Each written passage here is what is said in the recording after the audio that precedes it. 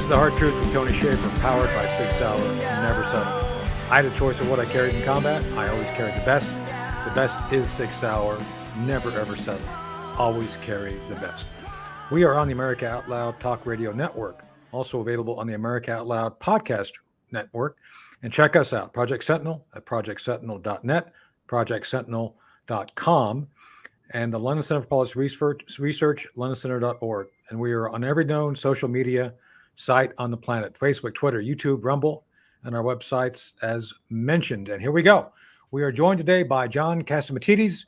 John is a common sense billionaire. Boy, I wish I had that as a title. That's a great title if there ever was one. We'll be talking about John's book today. How far do you want to go? Lessons from a Common Sense Billionaire. A great book talking about all the lessons of leadership, life, and how to be successful, as well as the things that he and my friend Rita Cosby talk about, Katz and Cosby, on their great radio show, which, by the way, I'm a frequent guest on in the afternoons. So, John, welcome to The Hard Truth. Well, thank you for having me, and I'm glad you're a frequent guest, because we got our Nielsen ratings yesterday, and how did Gleason used to say? To the moon, baby. Wow. Well, let me just start off by saying, first off, thank you. I appreciate being a guest. I like the way, I really do enjoy the way you all set the tone, where you are talking about serious things, but you all have an amazing sense of humor, which, by the way, so many people lack. And it comes through, and the guests you have, the governor, the judge, they all are, John, they're all able to bring a special super talent, like their secret talent to the show, and you blend it all together in such a way that it makes it topical as well as entertaining, and that's not easy to do. Tony, I spoke at the Heritage Institute yesterday. We had a few hundred people in the audience. We had about 300-400 people on the book signing. It must have been 100 degrees on the roof under the tent in Washington last night. Wow. And then we had a private dinner. And what I tried to get across, and I understand, the Heritage Institute is a very conservative institute. Yeah. But I tried to get across that to win, not only do you have to have the conservatives, you have to have the middle of the road people. Exactly. You have to have when we were on duty, you have to have the old Ronald Reagan Democrats. Right. And they still exist. There is common sense Democrats out there that are being abused by the socialist Democrats. Yeah. The word liberal Democrats, when I ran for mayor, I ran as a Republican liberal, like John Lindsay did, like Rudy Giuliani did. Roll Weicker. Liberal is different than the socialists we have now. Liberal is the ones that want to help Americans. They want to help the kids, the black kids, the brown kids of the inner city, which is the right thing to do for our country. Versus the socialists, they want to destroy our country. Right. And not only do they want to destroy our country, they want to destroy the common sense Democrats that realize what they're dealing with. Right. And I am not only frustrated, I am mad as heck. And you see the common sense Democrats we have on the Cosby, the Katz and Cosby show. Yes. Governor Patterson, one of the most decent people you want to know. Judge Weinberg, another common sense, decent Democrat. And they are frustrated with what's going on with their party. Now, the way the Republicans win is not by calling all Democrats a piece of crap. Right. That doesn't help. You don't win that way. You want to get, I was in the grocery business, and you know how you win in the grocery business? Make sure at least 70 or 80% of your customers are happy. Mayor Koch used to say, if you agree with me on 70% of what I say, I'm happy. If you agree with me with 100% of what I say, you're crazy. Yeah. Right. And that's what it comes down to. But we need the 20% that are independents in the middle. We need their support to make sure that our country, in our city, in our state, go in the right direction. Right. So let's talk about that because obviously, I enjoy the conversations with Governor Patterson and with the judge, with Richard and I. I'm on Richard's program on your network as well on WABC. And the one thing I always you used a key word, decency. Us as a group, no matter what our political affiliation, we'd like to believe there's a sense of decency, the idea of discussion, of not demagoguery, which is what so many folks now engage in, but discussion. And I know that there's been times we don't all agree on the facts. Sometimes I have to deliver some very bad news, but I say, look, I'm just here to call balls and strikes. Yeah. I'm not trying to offend anybody. But John, that's the thing. People get offended if you tell them the truth now. And so how did we get to this point? It's horrible. We got to go back to the days where Ronald Reagan dealt with Tip O'Neill. Bill Clinton dealt with Newt Gingrich, and lately, ever since Joe Biden has a new chief of staff, that maybe there's some common sense coming. All we can do is hope that because he made a deal with Kevin McCarthy, which is not. It made the extreme right very angry. It made the extreme left very angry. Right. But the deal was done. And the other thing that I argue about is some of our Republican friends go around and say illegal aliens, illegal. They're not here legally. But what we should do, I believe in immigration. I'm an immigrant.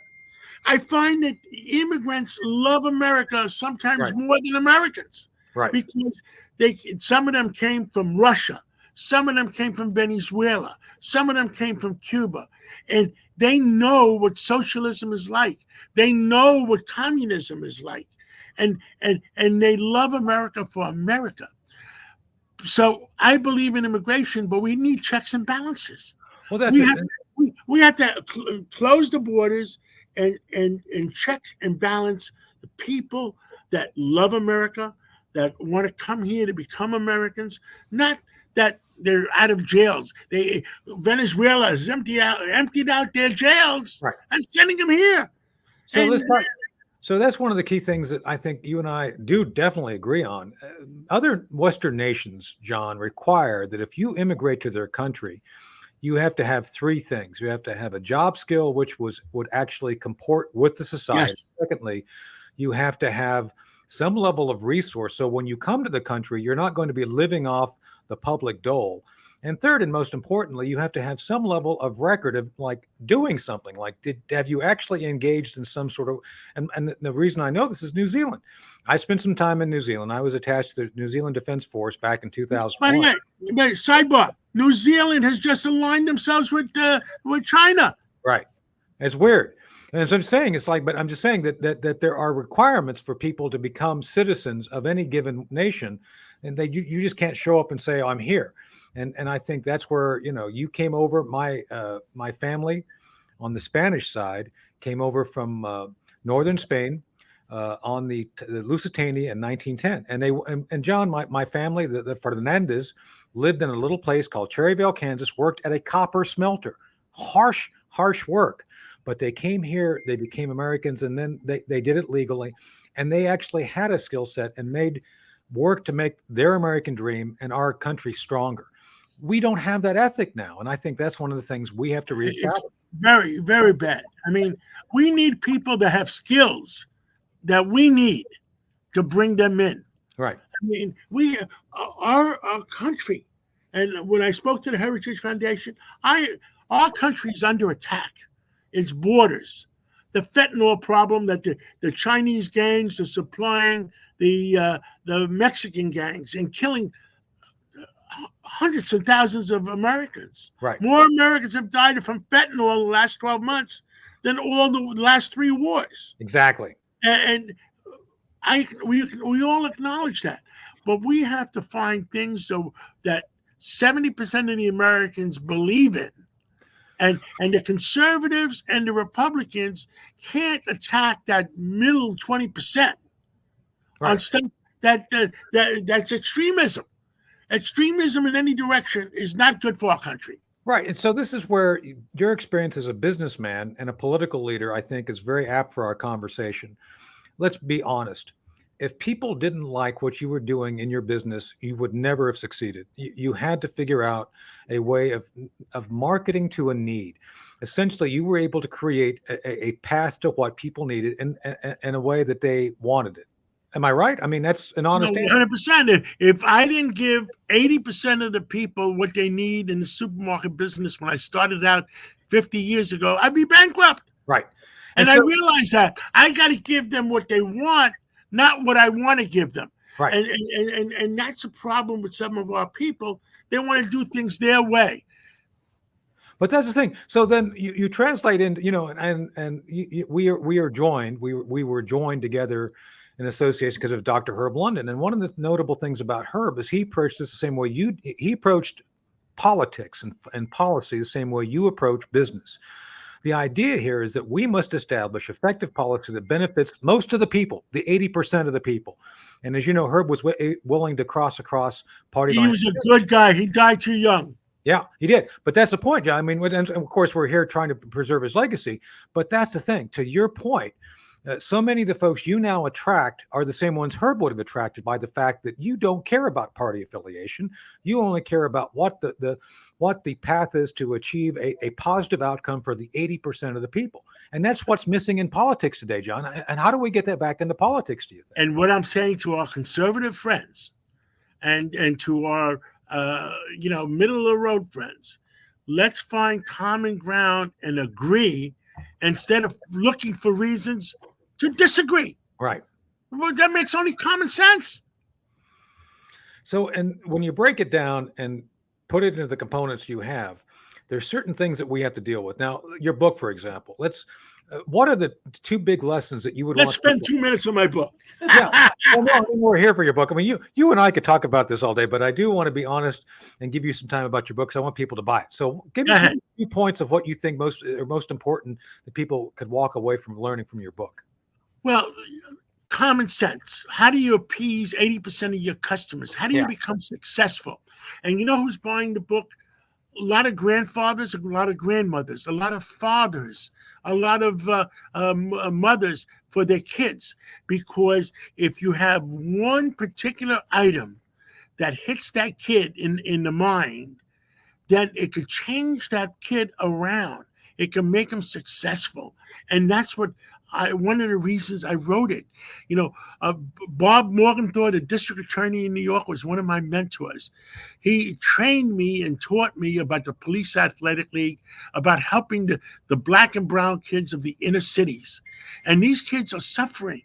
And the Police Athletic League is there to say, I'm from Harlem. I'm from Harlem. You can make it too. So it's a matter of fact of teaching kids, teaching people, teaching our own kids about America. And only in America is a land of opportunity where you can still make it. And John, that's a great point. I bring this up all the time. That people always get American exceptionalism wrong. You, sir, are you're an exceptional American because you came here. You're American. This isn't about us being better than the world. It's the fact the world can come here and be us. People get it wrong all the time. It's like, that's the exceptional thing. You can be free. You can use. But we have to interview him. You have to interview those people to make sure they're the right people for America. Well, I agree. You have to use them. If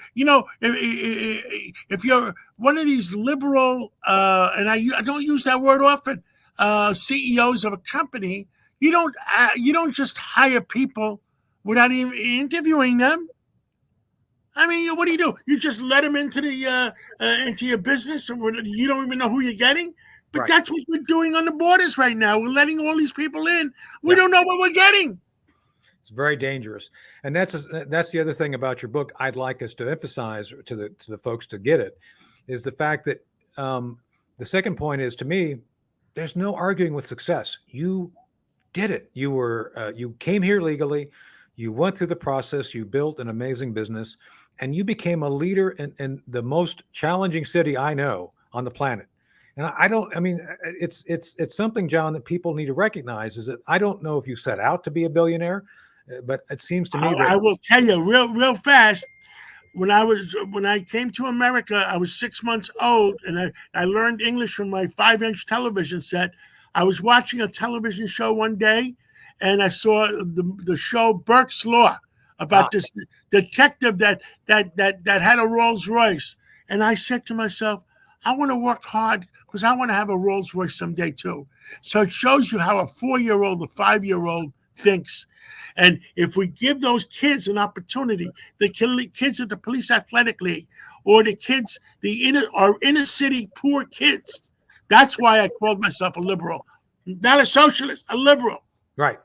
Well, and then again, full disclosure, Herb London was a liberal. Herb started out very much on the liberal side of things, but he recognized, like Reagan. Reagan said the same thing. It's like, I didn't leave the Democrat Party. The Democrat Party left me. A lot of especially in the last 10 years. Yeah. And to that point, John, there was a place in Old Town Alexandria where they had set aside in this Irish bar the area where Tip O'Neill and Ronald Reagan came together and would hang out and set things aside to just be Irish, since they were both Irish, And yes. I guess, and that was a great thing. They could just set aside their political differences and figure out the way to do certain things. Does that mean they had a beer? They had a lot of beer. They had like so I'm telling you, I've been to this place. It's a cool place. And yeah, I'm sure they had a number of black and tans Guinness. Guinness is a very big thing.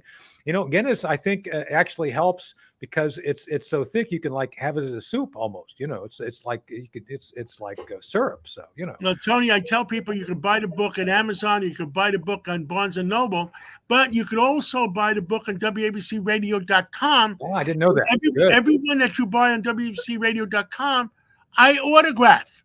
And the joke I tell is, whatever you pay for the book, if it's autographed, you can get twice as much.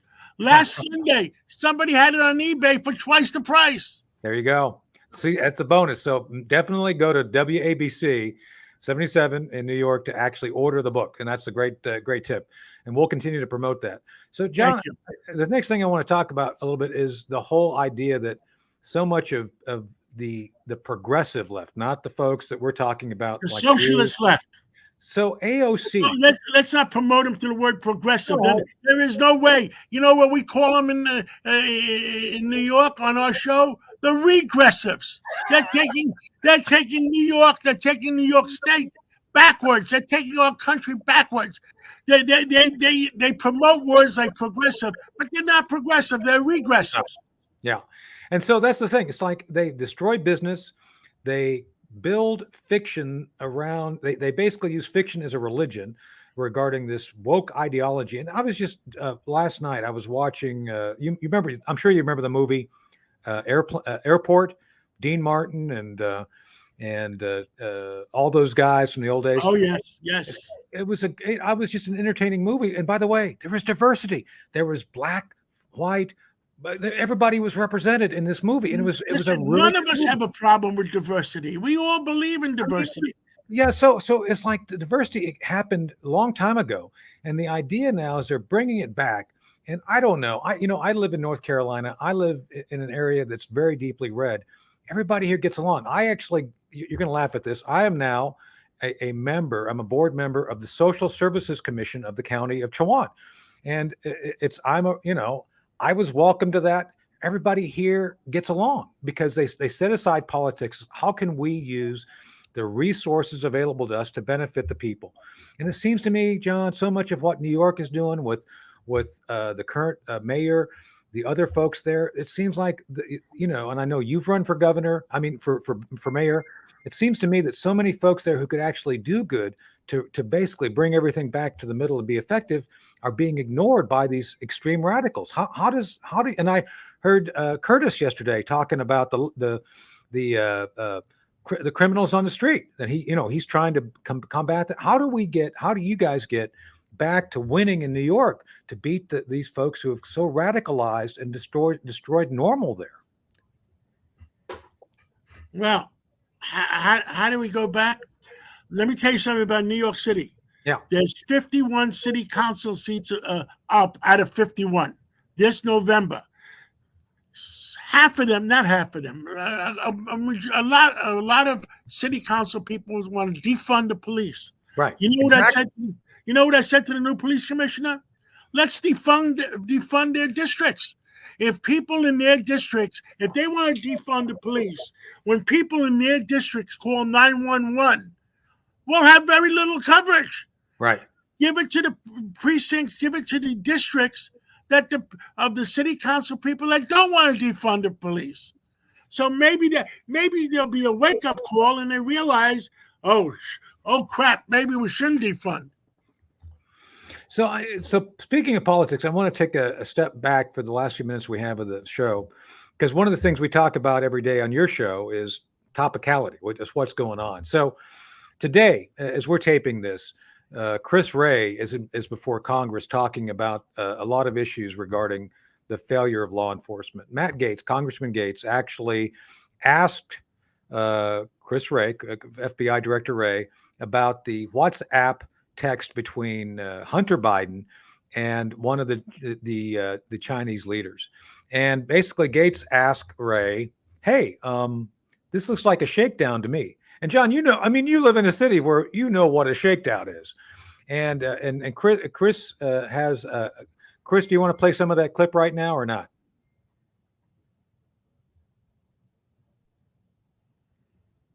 Maybe he can. Yeah, I will. Just give me a couple seconds here, okay? Okay. I'm just going to pull it up. All right. I was going to get it ready for you, but let's see. I have the FBI. So John, we'll play a little bit of this clip. What I said while he's getting ready to say, what I said publicly on the radio to a million listeners on our station, what I said to the Heritage Foundation last night, Christopher Wray, if he has the courage, not just a yearly from 1991, 1992, to stand up and say XYZ is wrong, and I speak as an FBI director, not as an FBI director, so reporting to the Department of Justice that might have political appointees that are doing the wrong things for our country. Right. Country first. And that's what they should know. Right. Well, this will give it a chance, John. You can jump right in and say that right after we play this. So, okay, Chris, you ready to put it in? Yeah, just give me, I'm going to pull off and give me about 5 seconds, then I'll play it so I can make the edit clean. Okay? All right, great.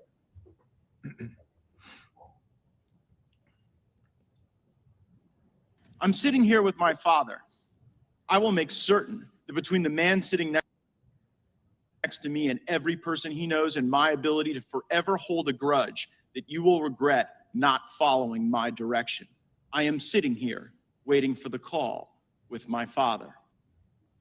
Sounds like a shakedown, doesn't it, Director? I'm not going to get into commenting on that. You seem deeply uncurious about it, don't you?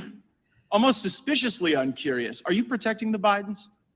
Absolutely not. The FBI does not and has no interest in you won't answer the question about whether or not politically. that's a shakedown, and everybody knows why you won't answer it. Because to the millions of people who will see this, they know it is. And your inability to acknowledge that is deeply revealing about you. But let's go from the uncurious to the downright nosy. So, John, to me, I mean, come on, we're guys who've come up through the system. I'm sure you've dealt with mafia guys. I know I have. We've had to go through and understand what a shakedown is.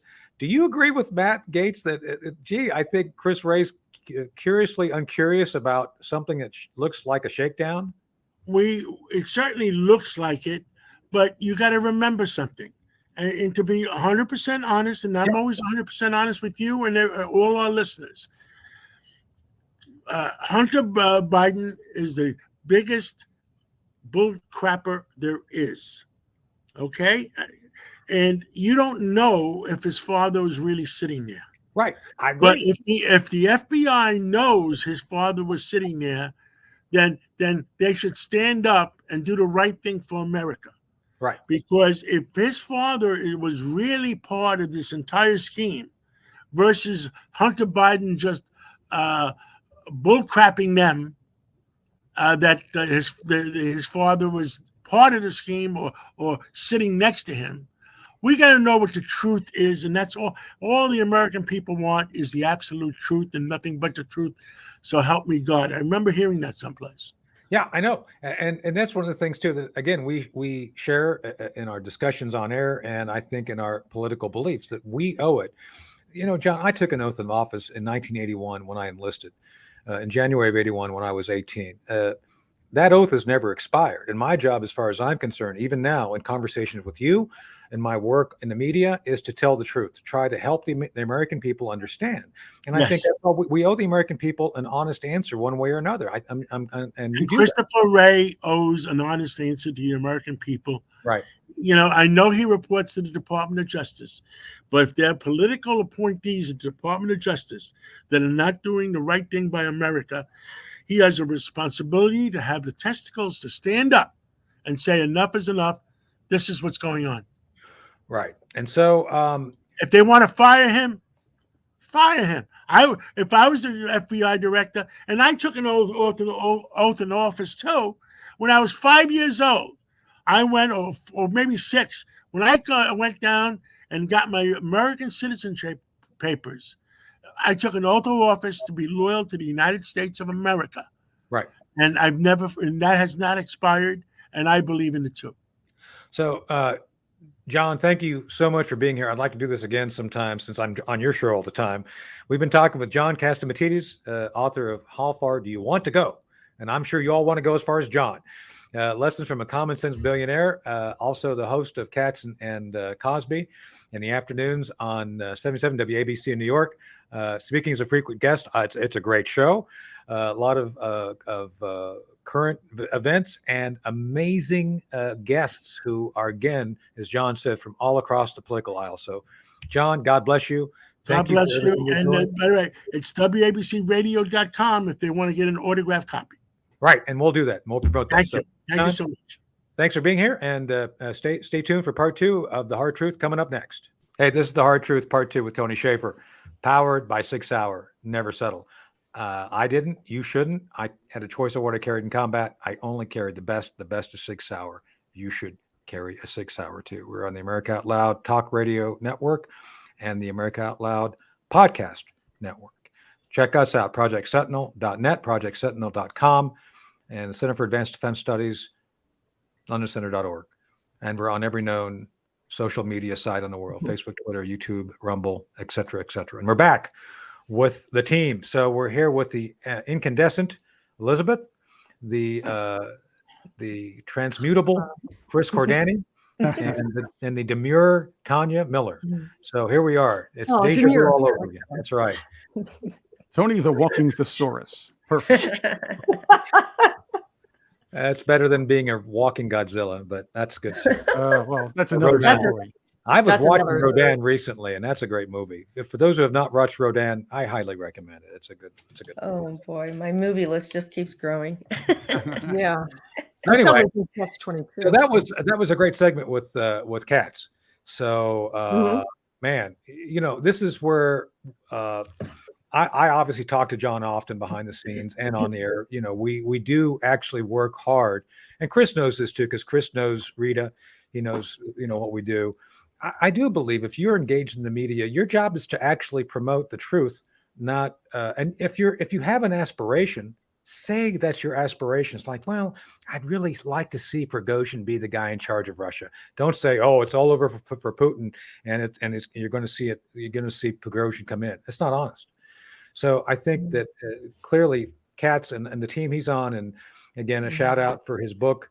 You know, him being a common sense billionaire. We'll actually have, you know, more information about that. Lessons from a Common Sense Billionaire, which is, you know, most people I know would like to be a billionaire. So I wouldn't. I think millionaires and billionaires, you know, they're all And common sense. problem. You know, And common sense. Let's have both. That's how you keep your money, right? That's how I'm sure that's a big part of it. Yeah. I forgot I'm a millionaire. It's the billionaires that are the problem, not the millionaires. That's right. So I have a challenge. So let me ask a question to the team here. So should we have a challenge to see which one of us could grab his book and follow the path to being a billionaire first? No, gosh. I put the link over in the chat thing. So, you know. That's a big challenge. It's a big challenge. Yeah. I'm definitely working on it. But here's a guy who came into America. He, like he said, he aspired to become a successful businessman. He became mega successful. So he becomes successful. He says, all right, well, I'm successful now. I want to make my city a little better. So he runs for mayor. He tries to do something like that. At least he gets his voice out there and gets himself heard. Mhm. Then he says, all right, maybe I'm not mayor. I want to try to do something else, maybe do something for the city, and of course, enjoy doing radio at the same time. So what does he do? He builds himself up as a radio personality on a few stations, and then picks up the legendary WABC. And now he's hosting Drive Time with another great host, obviously, That's Rita awesome. Cosby. Yeah. Mhm. And by the Right. way, I mean, for those who have not caught the show, you can get it online, and I highly recommend it. I mean, it's a great show. And to his point, he had David Patterson, Governor Patterson, on the other day Mm. with Richard, Judge. Oh my God, I always call him Richard, the judge. Mm. There are a lot of judges out there. The Yeah. judge. I mean, even Steve Harvey's a judge now, sort of. Yeah. And then Judge Napolitano? no, oh my goodness, Who do you call the judge? Here No, he comes, though. There comes All a right, judge. there we Oh, go. Yeah. It's Do it not real Aaron quick. Judge either, although he's not busy right now. I'm gonna Yeah. have to find out. Yeah, I don't know. Is this on the Cats and Rita Yeah. Cosby? Yeah. Okay, yeah. Catherine Cosby. Cats and American. Cosby, I was yeah. talking to Oh, him she's earlier great. today. Yeah. She She's is great. cool. Yeah. She's super sweet. I've had the privilege of meeting her a couple times. Oh, really? How cool. Yeah. She's really awesome. Okay, so I do remember the first pick time it I up met from here, her. Chris. Yeah, and so as I was saying, Judge Richard Weinberg, Weinberg. folks, who actually hangs out. And yesterday when I was on with them, they actually had Rudy Giuliani as well. So, and by the way, Patterson's a Democrat, Weinberg's a Democrat. And it's interesting. I was actually talking to Judge Weinberg today because I was on his radio show. He does a segment on Sundays. We're doing a long interview for that. He basically told me, he says, Tony, I'm a Democrat. I have not changed from being a Democrat. The Democrats have completely abandoned the principles which I believed in. And I think that's true of, Tanya, you've talked about leaving the left, so to speak. And I think a lot of folks actually start out believing what they say, but I think they soon recognize their actions don't meet their verbiage. Is that accurate? Yeah, and I found it fascinating reading up on John a little bit, and I was like, wow, this really, you can't pin his politics. It's like, this is interesting. Very fascinating man. I'm definitely sure he's got his strategy, his reasons, but his heart is where he strategizes from, it sounds like, and he, put a commitment to America right away at 5. So it's like, I guess I've always said my politics is truth. And so initially I was born and raised into the Democratic Party and, was all about the unions because my parents were factory workers and all that. But then that changed in NAFTA. And then my dad's taken away from me in a different state. He has to go find a job. All the factory jobs are gone. So many things changed. And then I had to start looking at the people that I had been raised to be biased against, which were the right wing or whatever people want to say in a derogatory I'm annoyed at both derogatory sounding, either far right or far left. It's like I'm slightly sensitive, but I'm not sensitive to the far left so much because they have really radicalized. I always had a pre-bias to conservative thinking. But now I've opened up because I just want to go by policy. I want to go by the situation. I want to go by common sense. And that may have you splitting your ticket. It may have you supporting somebody somebody you've had experience with that has a different letter under their name. If you don't have the option of a split ticket, you're really in a pickle. And some people are going to find themselves in a pickle with the likes of, let's say, RFK Jr. So these are big discussions. But overall, I'm an American. I look for truth. And I don't really care for labels, but sometimes we have to describe what the heck's going on. And there's some radicalizing going on in the far left. And he spoke about that. John spoke about that. To some degree. And I think we all have to be aware, hey, this is not normal. Look what's going on in society. We've got to stop this train wreck. Mm-hmm. So Elizabeth, I mean, this is one of the things too that through the work we used to do in the Army, we dealt with all sorts of folks. And I know that politics never came into it, but it seemed to me that the focus was just trying to figure out what the truth was and present it. Is that a fair assessment of what the job was? Yeah. And well, especially working in journalism and public affairs, I know you had, you also had a lot of experience with public affairs. Well, not just me, but Colonel Nuremberg and so many other people. Great guy. He's such a great guy. Yeah. And I worked with so many different public affairs officers. And one of the biggest differences, and of course I was enlisted, I was an NCO. One of the biggest differences I can see with good public affairs officers, which with the ones that I just felt like, when I say not good, I mean I couldn't trust them. And you may get up and be a really great speaker. Like a lot of people said, Obama, he's such an eloquent speaker. Yeah, but look at the fruits of your work. You can and I love how Jesus says that in the parable. A fruit tree does not bear peaches, an apple tree doesn't bear. Look at the fruit. Look at the consequences, the results of what someone does. Yeah. And they can say they're Democrat, Republican. I don't care what you say you are.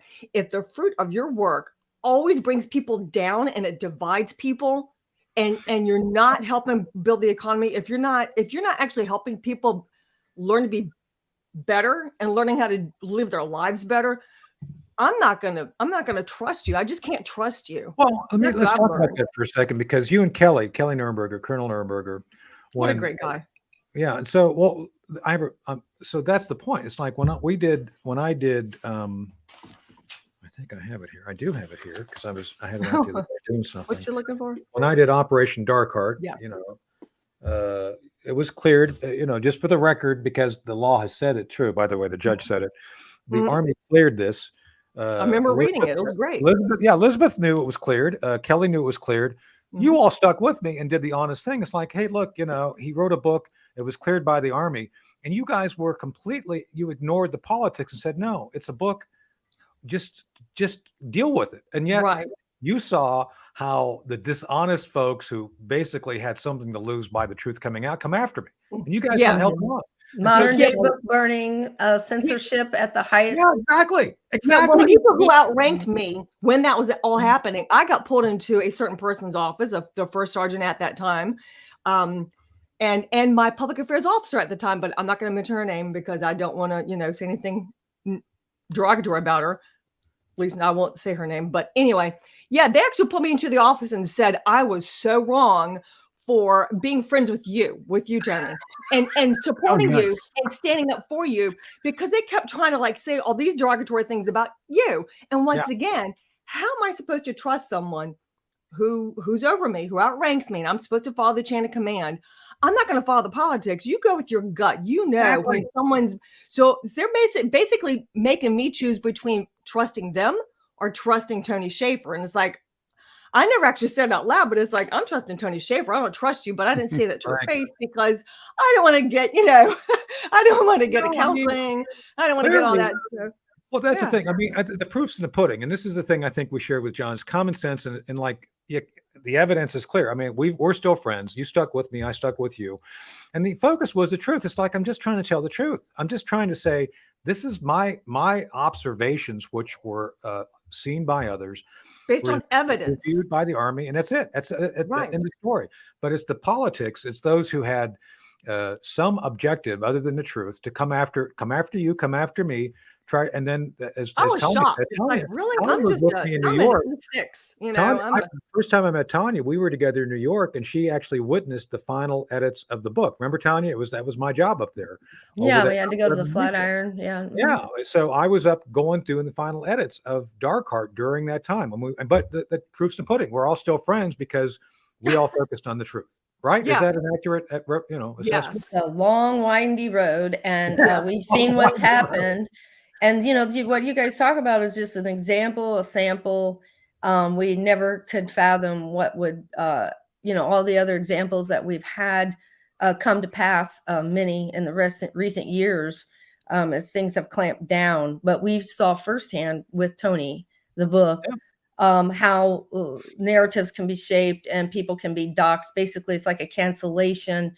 You go from within with your friends, peers, colleagues, and then it's a systematic kind of destruction, sort of Mark Crispin Miller, a friend of mine on Facebook, and New York university professor, and coming down on him, and they go from within with your colleagues, and then it's a letter, and then so it's like a systematic takedown of anybody who stands in resistance to something they don't want there to be resistance on. You're going to go this way. And with a professor that I'm discussing, that's about the COVID protocol, what have you.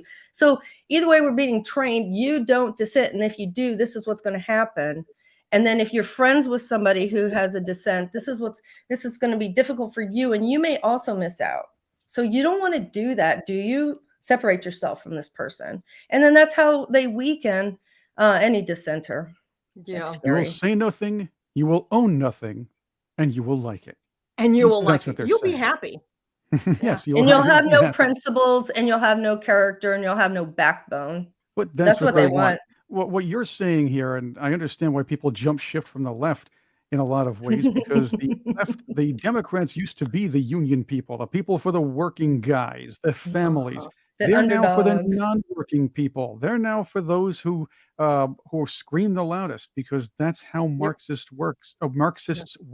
They find the ingrates, they find the malcontents, and they try to push them. We have the internet. Those voices are magnified because, hey, we're busy working, and all these other people are on the internet doing some liberal PC garbage, and other people who haven't picked up a real book in years, except for maybe Harry Potter, are going, whoa, those are great ideas, and it makes me feel good to go along with you. The guy that used to run MASH, Harry Potter, or he was on Dragnet or something. I don't know. No, I was thinking, that's one of those books that you could go a different way with Harry Potter, so to speak. The word. Just saying. Not that I'm saying anything's wrong with having a Harry Potter, but there's only one thing we can't go wrong with, though. That would be Tony's takes. Hello. Is it that time again? Is that that sounds like a cue if ever I heard one. Yes. All right, here you go. Tony, Christopher Wray refused to answer any questions about Fed presence sprinkled amongst the mostly peaceful January 6th protests. I might want to play a neat little clip for you and get your take on what happened here. Okay. Yes. Let's do that. Here is a neat little bit of questioning from Representative Issa. How many individuals were either FBI employees or people that the FBI had made contact with were in the January 6th entry of the Capitol and surrounding area? So I really need to be careful here talking about where we have or have not used confidential human sources. Was there one or more? Was there one or more individuals that would fit that description on January 6th that were in or around the Capitol? I believe there is a filing in one of the January 6 cases that can provide a little more information about this, and I'm happy to see if we can follow back up with you. I just want an answer. Was there one or more? I mean, you would know if there was at least one individual who worked for the FBI who entered the Capitol on that day. I just can't speak to that here, but I'm happy to get the court filing. Look, it's been 2 years, and you're now come before us. The gentleman asks these questions, makes all kinds of insinuations, and you nod your head yes, and then I ask you simply, was there one or more? And you won't answer that. So,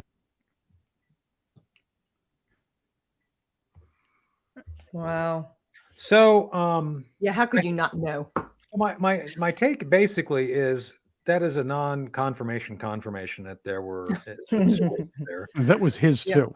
That was Representative Issa's too, and mine. Not that mine matters. No, it does. It does matter, Chris. I mean, it matters to us, Chris. You're a professional observer and someone who actually has to put this into context, and it is important. And then the second thing that, to his point, 2 years. I do believe, and I was going back and forth, and I don't think Stephen would be upset with me. Stephen Gardner, I'm on his program all the time. Steve sent me a text the other day about the issue of the guy that I claim, or I was on Twitter and said that he was an asset. Oh my goodness. Ray Epps? Ray Epps. Yeah. So he mentioned in this exchange too. The audience who follows us, knows that I the moment I started trolling Ray Epps a year and a half ago, my account was suspended instantly. And Right. Stephen, we talked about this on Stephen's program, and Stephen says, I think there's a link between you being suspended from Twitter and trolling Ray Epps. And Stephen, I don't know if Stephen's gonna get upset with me, but I think Stephen, I can't speak for Stephen, but we'll probably talk about it next time I'm on this podcast. Stephen's convinced that Ray Epps is one of those assets. And his question was, why isn't anybody looking at Ray Epps? Well, because he was an asset. That's why. He's not the only one. In Yeah. fact, you took it from two ends. It was both the Ray Epps situation and also bad rock or fake rock music. That's a different story for a different Yes, time. well, we can get into that some other time. Yeah. Well, I got to tell you, anybody who actually imagines certain things and pretends to be, God bless him. He imagines a lot, I think, but that's another story for another day.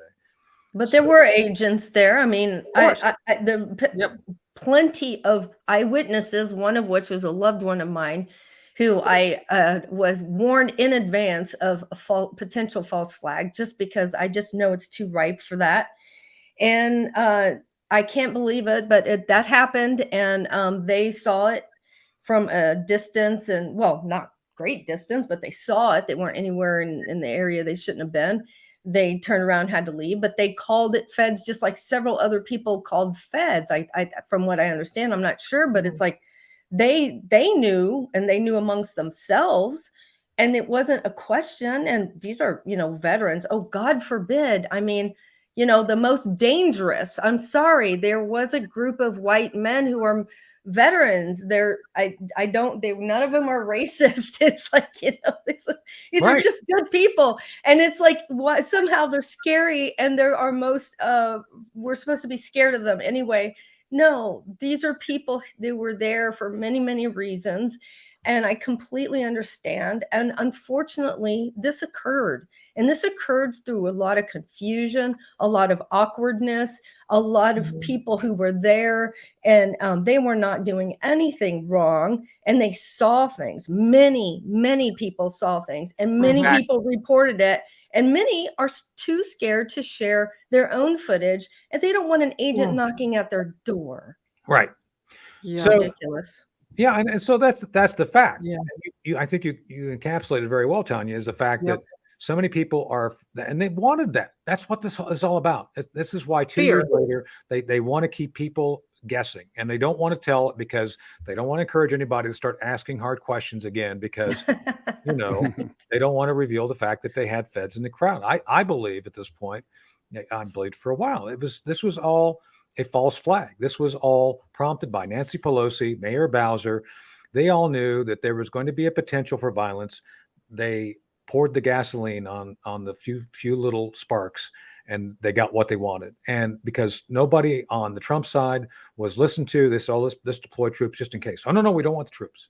No, you don't want the troops because you could instantly shut it down. Now, why did they turn down any security? And then why did the Capitol chief of police for the Capitol, why was he on Jimmy Dore saying, Jimmy Dore did a recent interview that somebody, you may want to check out what the chief of police, the Capitol chief of police, has to say about agents' presence and the anomalies and everything that was just going very not normal, let's say. And it's, so what the hell was going on? Tanya, that's what we need to know. You've been to a number of meetings at the Capitol with me. There are layers of security any given day. You can never walk within 15 meters of that building without someone saying stop. And yet somehow they had on video Capitol Hill police opening up barriers and motioning people in. I mean, how is that not obvious that they're setting them up? It's like, you're opening the gates. Ray Epps was there. Ray Epps was right there at one of the breaches. Literally, he's there whispering in what I think was another operative's ear, another FBI operative, and then they breach the thing, and they're all in. So how's that not related? How do people? And I think that's where Stephen's coming from. How do people not see this? Well, we see it. But as long as you only show the highlighted reels of the other destruction that they've shown over and over, and not all the other crowds and everything else that was going on, and hearing grandma and auntie's story, as long as you're only highlighting the other things, then the mainstream people who watch mainstream media, they're not even aware. Right. Exactly. We got a couple more here. Tony, quick lightning round here. Mark Zuckerberg's Threads, a competitive social media venture or a passing Macedonian-esque fad? Macedonian always has my vote, no matter what context it's used in. So there you go. Elizabeth, Tanya? I don't even get on Twitter, so I'm not going to do threads. So I'm not on Twitter either, but I'm scared I of Twitter. I will go with Tony because that makes sense. Yeah, I can't imagine. Sure. I'll just say I can't imagine. I can't imagine. That's all I can say. One more for Yeah. you. Speaking of, I can't imagine. Do you really think Ben and Jerry will give back their stolen land, their headquarters I around? love that story. Yeah. That's hysterical. So kudos You're to not the going to give chief it who back because said, they're a bunch of hypocrites. yeah, I think that one of the chiefs up there said, yeah, I'll take your plant. Go ahead, just give it to me. Yeah, Sign it over. that's so great. I don't think That's they true. I counted mean, on that's that. like these knuckleheads are the biggest hypocrites. Like, oh, Yeah. give back all the land. It's like, well, let's start with yours. Oh no, I didn't mean me. No, they're Mhm. all like that. It's like John Kerry all over again. We're special. We can fly those jets. You That's right. just can't. Get those electric vehicles going. If you can't plug in anytime, we have rolling Classism. blackouts. Tough. Mhm. Yes. What was it? Nerds to you, as Frank Burns would say. Well, old Boltneck has no place to talk. I mean, come on. I mean, did he get Boltneck. plastic surgery to look more like Herman Munster or what? I mean, it's just it's uncanny. Yeah. It's like, and by the way, I've never seen them both in the same room at the same time either. Just saying. Yeah. So, Hmm. but no, see, we're going to be talking. One of the programs coming up is going to be Buck Section. We're going to be talking about Green New Deal and green energy. A couple of things on that point. Do you all know how many trees there are on the planet? Just a guess. How many trees? Trees. I'm supposed to start counting tomorrow. It's You another can count. assignment. Yeah, I counted in my yard just to do a rough estimate. I just started in the front by it's like, so Yeah. I get in my yard roughly about. I know I got 3 acres, about 1,000 trees. I'm not joking. It's about 1,000. Big size, some big, some have been grown since the Civil War, some small. But Mhm. on the planet at this moment, as we speak, there's 3.04 trillion trees.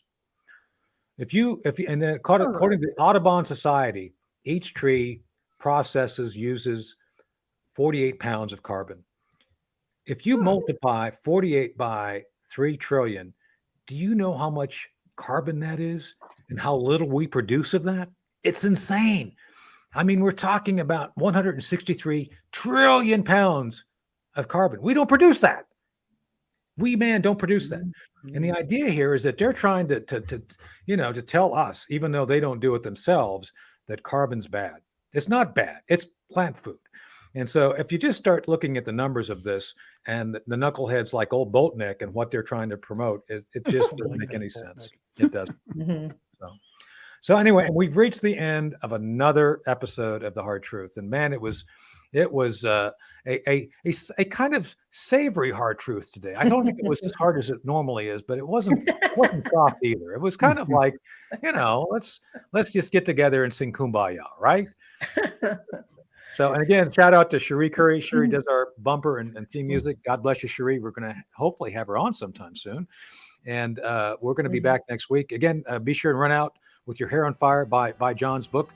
As soon as you can. Get the signed copy. Get a signed copy, buy it through WABC. Common Sense Lessons from a Billionaire, a man who worked his way through the system. And you can join our contest of who can follow the guidance in the book and become the first billionaire. So there you go. So anyway, greetings from the team, and we'll see you all next week. I woke up in a derelict delirium to a stranger's kiss and a broken opinion.